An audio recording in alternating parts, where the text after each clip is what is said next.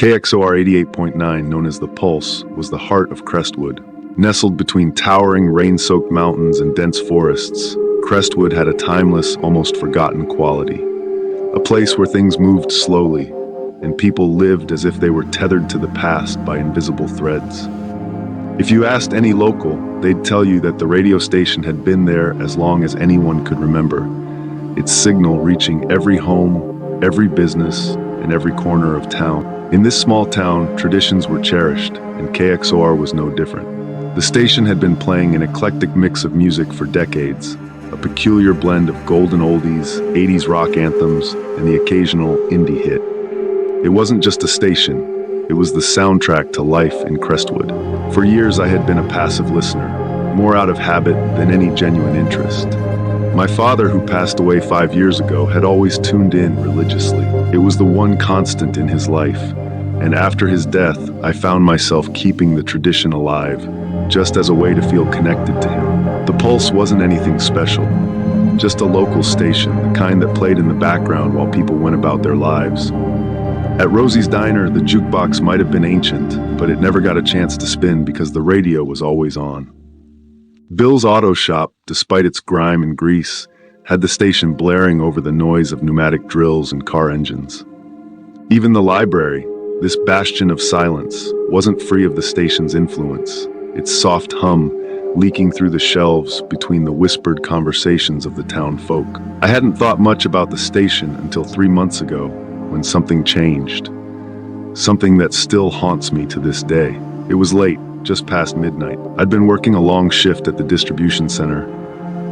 My hands were sore from hours of lifting heavy boxes and scanning labels under the harsh glare of fluorescent lights. When I finally got in my car and drove home, the storm outside was brutal. Rain lashed against the windshield, and the wipers struggled to keep up. The roads were slick, the sky an inky black, and the headlights from oncoming cars blurred into streaks of white. I tuned the radio to the Pulse, more out of habit than anything else. The DJ was in the middle of announcing the latest track when the music abruptly stopped and his voice cut through the air with an unusual tone. "And now, tonight's chosen name," he said, as if it were some sort of sacred announcement. His voice was calm, but carried a certain weight, a seriousness that I'd never heard before from him. I glanced at the radio as if expecting some explanation, but there was none. Just a long pause, followed by the words, "Diane Marshall." That the name hung in the air like a shiver that traveled down my spine. It didn't make sense. There was no context. Just a name. But the way it was said, it was too deliberate, too ominous. I couldn't shake the feeling, though I tried to. It was probably part of a new segment or some sort of inside joke that I didn't understand. Maybe it was for a contest or something like that. Whatever it was, I shrugged it off and continued my drive home. The radio station played on, returning to the familiar tunes of Fleetwood Mac. But in the back of my mind, Diane Marshall's name kept echoing. The next Thursday at 11:15 p.m., I tuned in again. Same time, same station. This time, the DJ's voice sounded even more deliberate, almost as if he were trying to give gravitas to the moment. "And now, tonight's chosen name, Mark Delaney." Another name, another chill that ran through me. The repetition made it harder to dismiss. Maybe it wasn't part of some contest after all. Maybe something else was going on. I couldn't let it go. The name felt like a riddle with no answer, a question to which no one had the key. By the time the DJ announced Anita Costa, I was paying attention, my curiosity steadily turning into unease.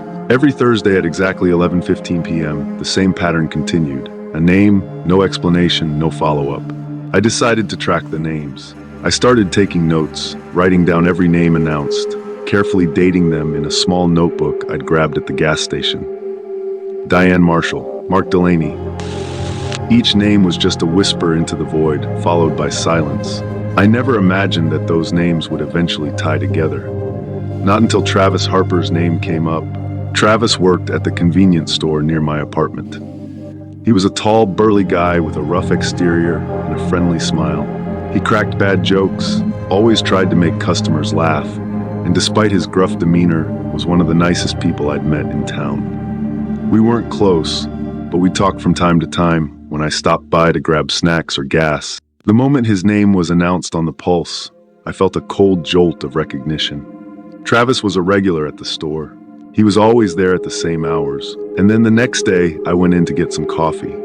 But there was a new clerk behind the counter, a nervous teenager who looked like he was trying to avoid eye contact. "Where's Travis?"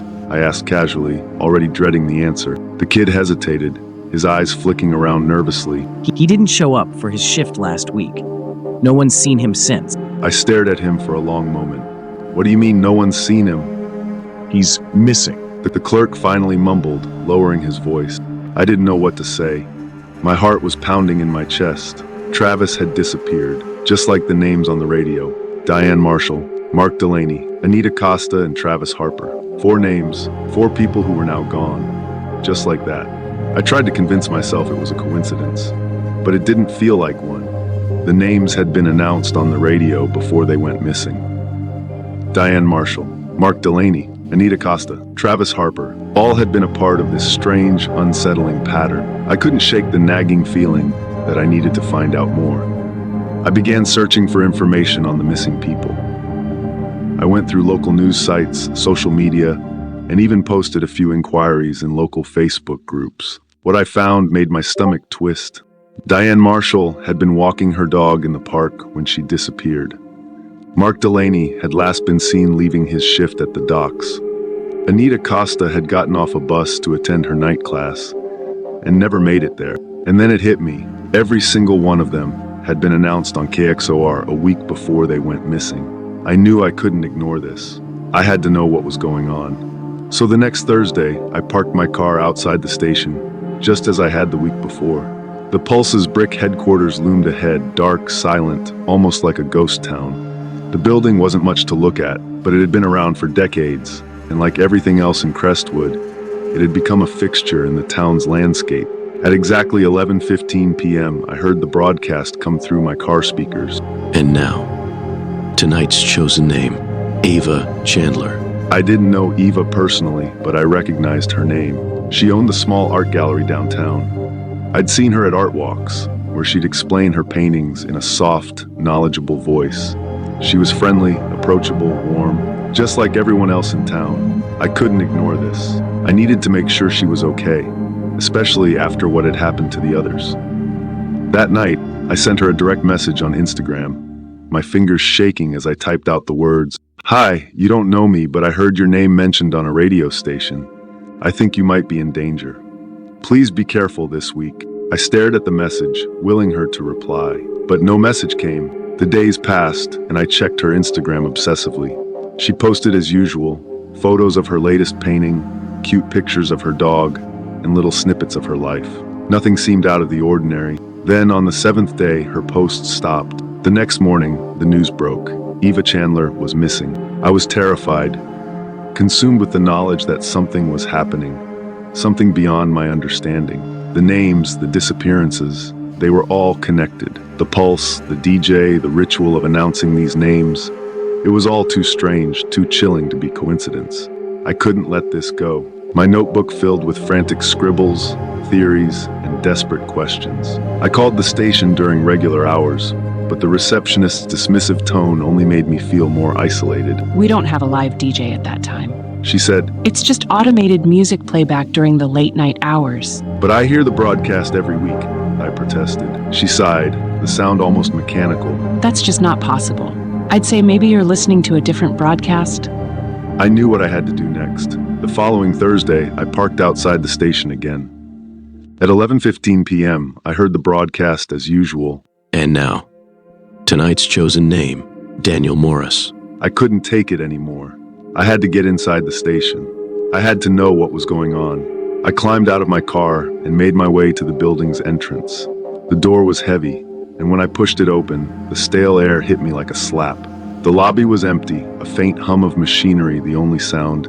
The building was ancient, filled with the ghosts of radio waves and decades of forgotten broadcasts. I found my way to the narrow staircase at the back, my feet echoing in the stillness. At the top, I came to a door. It was ajar, and warm light spilled from the crack. Inside, the room was cluttered with old equipment, dusty microphones, tangled wires, and piles of yellowed papers scattered across a desk. But it wasn't the equipment that caught my eye. On the wall behind the desk was a bulletin board, covered in pages. Each page had names written on it in neat, looping handwriting. I scanned the names, my breath catching in my throat as I saw it. Carrie Nicholson, that's my name. There's no way, how could this be? It was right there. And in that moment, I realized the horrifying truth. It's been 6 days since that night. I've locked myself in my apartment. I've sealed every door, bolted every window, and disconnected the phone line. Tomorrow is day 7. If anyone hears this, if anyone knows what's happening, stop them. Don't let them say another name, because once your name is spoken, you're already gone. Thanks for watching. Like and subscribe. And until next time.